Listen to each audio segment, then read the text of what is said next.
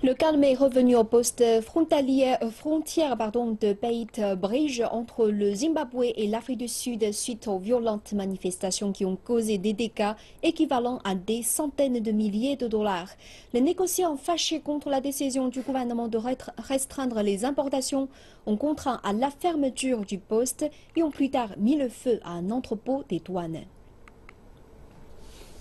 L'instrument réglementaire 64, une loi restreignant les importations de marchandises produites localement et qui visait à tendre la perche aux industries domestiques qui se démènent, sera perçu comme l'étincelle qui a allumé le feu des manifestations. Des milliers de marchands transfrontaliers ont assiégé la frontière de Beit Bridge et mis à l'arrêt le commerce vendredi matin.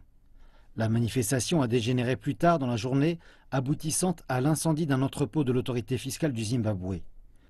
40 véhicules importés et d'autres marchandises ont brûlé avec.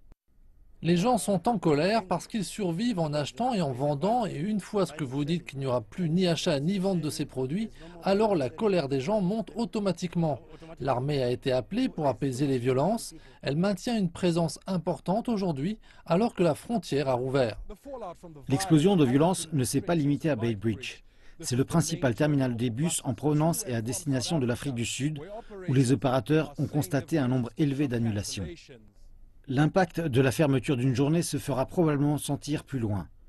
Beit Bridge est le poste frontière terrestre le plus animé dans la région et un passage routier du port de Durban vers la Zambie, le Malawi et la RDC.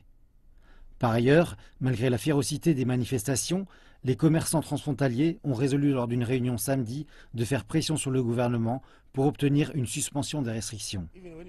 Lorsque vous allez dans la rue, vous finissez par perdre vos propres marchandises. Il y a eu un grand nombre de troubles, des choses sont brûlées et ce sont les mêmes commerçants transfrontaliers qui manifestent en même temps qu'ils perdent à nouveau leurs marchandises.